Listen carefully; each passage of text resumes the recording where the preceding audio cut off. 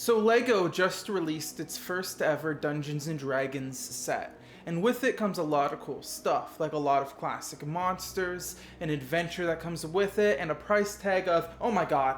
Originally I wanted to make a video where I actually buy this thing, and as I talk about the adventure, build it and show what it's like. However, for obvious reasons, I'm not going to be doing that. Luckily for me, the adventure itself doesn't require the LEGO set to be experienced, so it's not going to affect my ability to talk about the adventure at all. I also haven't touched a LEGO set in about 12 years, so I'm not really a good judge of character for what makes a good LEGO set or not. Now, the first interesting thing I noticed about this adventure is that it doesn't actually require the rules of D&D to play.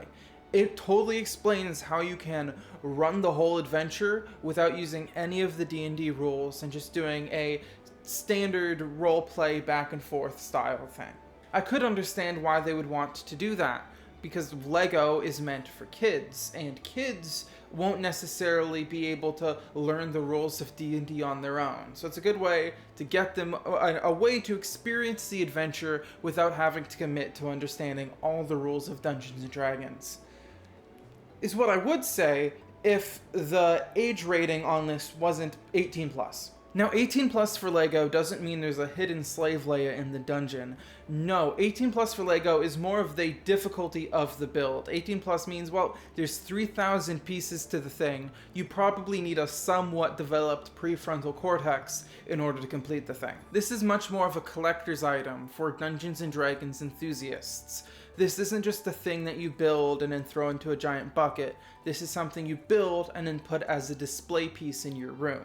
But again, that makes me question, why would they need to build the adventure with an option to play without the rules if their target demographic are people who are already well versed in D&D and definitely would know the rules? Interestingly enough, this is a level 5 adventure, which again, if they're trying to target a market of people who've never played D&D before, level 5 can be quite daunting for a first-time player. I've played with people in their 20s, started at level 1, and even then they felt a little overwhelmed by all the things they had to know. One of the ways they've made it more simple for new players is that they've put the entire character sheet onto just one side of a piece of paper. On top of that, instead of giving a spell's whole complicated description, it gives you the base understanding of what this spell is actually supposed to do.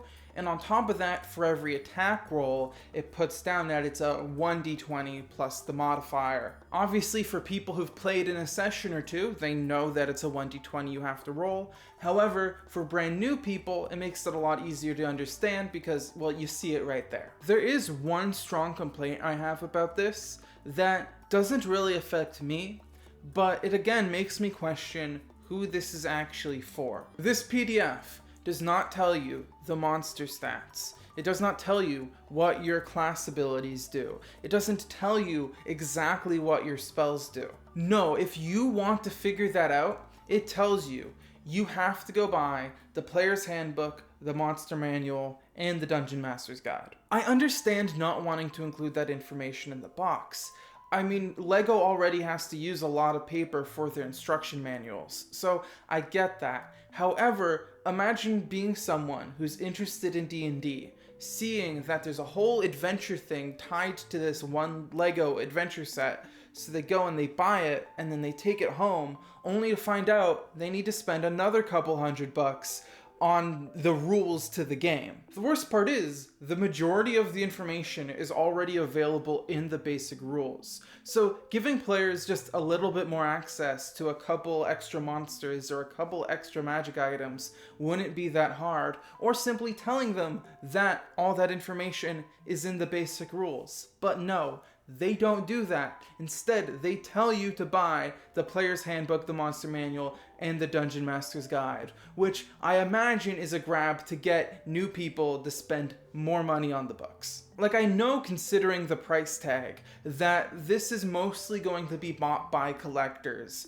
However, the fact that I'm more concerned about onboarding people into D&D more than the actual people running the company, well, that's a big problem. So going into this, before even reading the adventure, I don't understand if this is supposed to be something for a more casual experience of people who are somewhat interested in D&D to bring them in for the first time, or is this supposed to be for a more experienced audience, people who know what all these monsters are, people who are going to like all the references, so it's going to be a more complicated adventure. The only way I can figure that out is by going through the adventure and actually talking about it. So let's get to it. The adventure starts with the inn part of the set, just like all good adventures do. However, unfortunately, this inn is actually closed for renovations. However, the person who's running it is willing to keep the tables open and make you some hot wings. As the party sit down, they might notice that there's no evidence of any construction, and the hot wings are just being preheated in the back. He's not actually doing any of the cooking. The truth is, he isn't who he says he is at all, and in fact, if discovered or attacked, he'll quickly cast Dimension Door and get himself out of there. Now, it's highly unlikely that the party would be able to take this guy down in this moment. The wizard does not have access to Counterspell, and so the only way of achieving this would be to get a surprise round on him and have him go last in the initiative and get some lucky critical hits. However, because it's within the realm of plausible, it definitely will happen to someone's table at some point in time. And the book has no stipulation for this happening. I assume you're supposed to just have him cast Dimension Door without rolling initiative at all. However, if the party are going for a surprise attack, you're going to be pretty hard bent to not allow that to happen. Which, if the party managed to kill this guy here, the rest of the story basically just can't happen. There's nothing to happen. Your goal is to stop this guy, and if you stop him right away, you have nothing going on. The party can explore the inn for a bit and even go upstairs and fight some mimics, and then they can continue on their travels. This is another issue I have with this adventure, where the party aren't really given any motivation to continue exploring or any reason for why they're here in the first place. The adventure only explains enough story to feel motivated by like scene 3 or 4, which means for the beginning, there's really no reason for anyone to be doing anything. Now, I'm totally fine with adventures that start off without the character motivation. However, generally the rule of that is that you're going to give the party motivation in the first scene. If this wasn't connected to a Lego set, which obviously had different interesting things going on, I could totally see a party staying at this inn, having a weird guy Dimension Door away, and then just leaving. You could suggest that this is so you and your party can decide your own motivations. However, that wouldn't be the book suggesting that. That would be you suggesting that, because the book suggests nothing, and I feel like that's worth pointing out. The party leave the inn and have a small encounter with an owlbear, to which they can either help or hurt. And from there they have the opportunity to explore on their own. And this is the first time where you're really going to see multiple potential branching pathways. And exploring doesn't just mean getting information, which you can get. It also means potentially finding ways to skipping scenes 3 and 4 and potentially jumping right into scene 5, the second last scene of this adventure. Now, I've been generally critical of this adventure thus far. However, if there's something worth praising, I'm going to praise it. I love when player choices give them the opportunity to skip and miss content. It's really one of the easiest ways to make a player's decisions feel like they have meaning when they're going through a dungeon and they realize that there's a whole section that they never got to see. And it really emphasizes the fun of D&D, that you have your own experience of going through something because of the choices that you're making. Now, I do think for most parties, they're going to want to see the entire set, potentially if they also helped build the whole thing. However, I do think it's worth pointing out that this is a pretty cool thing that you can do. Assuming you take the long path, the next place you'll wind up is the dungeon. There you'll find some gelatinous cubes with some wicked descriptions. The cubes slowly dissolve the flesh of the creatures they engulf. Like, I ignored references to killing before because it's a D&D adventure and you kind of have to have that happen, but that is a pretty violent way to describe something in an officially LEGO branded product. If that's not bad enough, there's a guy further into the dungeon that will warn the party that there was a previous adventuring party that came through. However, they were murdered by the sorcerer and then fed to the oozes. Look, as much as every bartender assumes I'm 17, I'm 23. I don't really know what's on brand for LEGO, but I can assume the murdering of people and then the disposal of their body in flesh-eating creatures is not necessarily on brand for them. I get that it's an 18+ item, but I assumed that was for complexity, not gore. Now moving on to the basement, this is the first time an actual part of the LEGO set is quite relevant to the adventure. There's a trap that's laid out, and if your character steps on it, they genuinely fall in. I like it when the adventure actually uses the set as a tool for play. I feel like when people think of LEGO D&D, they think of using it for battle maps and for dungeons and whatnot. However, most of the time this set isn't actually doing that. It's more of just using it as a display piece for what that location of the adventure looks like. Rather than it feeling like a battle map, it feels more like just showing a picture to your party of the place that they're at. Not much else to mention about the basement. Moving on to the tower, one of the first things you'll face there is a trap door that drops you right back down into scene 3. This is particularly funny if the party skipped scenes 3 and 4 by climbing up in scene 2 and then have to go and do all that stuff anyways because they fell through. This scene also includes 3 floors, which allows for a level of dynamics by having different party members at different heights when you're fighting different things. I feel like that just makes it a lot more interesting than fighting on a totally flat plane. The rest of this scene involves chasing the sorcerer up the tower until a dragon overhears the commotion and shows up to fight. This is why you wouldn't really have the rest of the adventure if you just killed this guy back in scene 1.